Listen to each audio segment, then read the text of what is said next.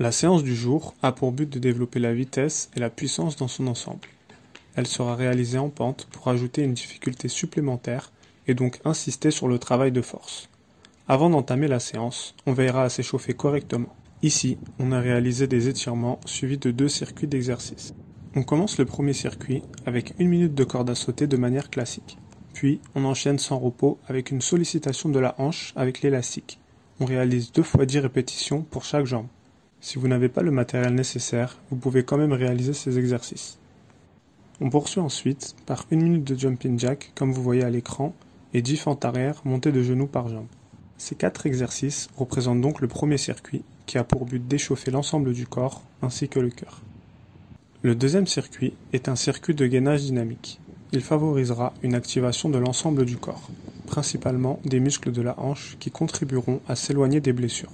Il favorisera aussi un bon transfert de force qui nous aidera à être meilleurs sur le terrain. On commence par 10 répétitions en gainage relevé de jambes, suivi d'un gainage latéral où on réalise aussi 10 répétitions de chaque côté. On passera ensuite en gainage inversé avec aussi 10 répétitions. Puis en gainage relevé de bassin où on tendra 20 fois ses jambes, donc 10 fois chaque jambe en alterné.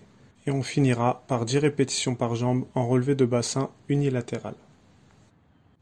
Ces 6 exercices représentent le deuxième circuit. On les enchaînera sans temps de repos. On prendra ensuite quelques secondes de repos et on réalisera 2 autres tours. On réalise donc le premier circuit 1 fois et le deuxième 3 fois. Nous nous dirigeons ensuite vers la pente où nous réaliserons 4 exercices. Pour finaliser notre bon échauffement et faire la transition, on réalisera 1 fois toute la pente en rythme léger, soit ici sur 60 mètres environ.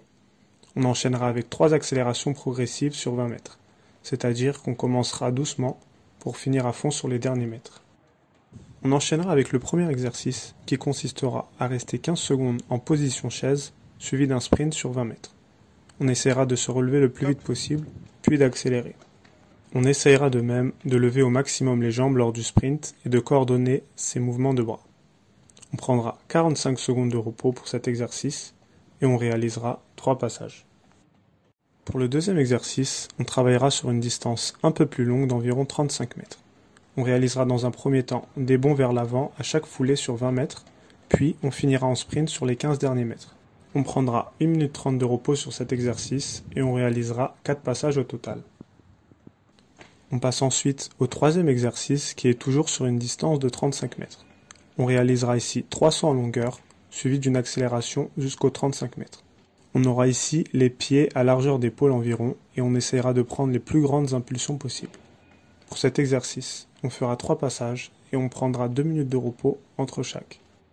Enfin, le dernier exercice qui consiste simplement à parcourir les 60 mètres le plus rapidement possible. On essayera ici aussi de monter les genoux le plus possible et de garder une bonne exécution. On fera 4 passages avec un temps de repos d'environ 2 minutes 30 à 3 minutes. On devra se donner à 100% sur chacun des exercices afin de progresser au mieux en termes de vitesse. On effectuera cette séance 1 fois par semaine, voire 2 fois grand maximum, car elle sera très éprouvante pour le corps. On veillera à prendre au sérieux l'échauffement et à respecter les temps de repos. Cette séance a duré environ 45-50 minutes et a été suivie par un travail technique qui sortira prochainement. C'est donc la fin de cette vidéo. Comme d'habitude, je t'invite à liker, commenter, partager pour soutenir la chaîne. Et d'ici là, on se retrouve très vite.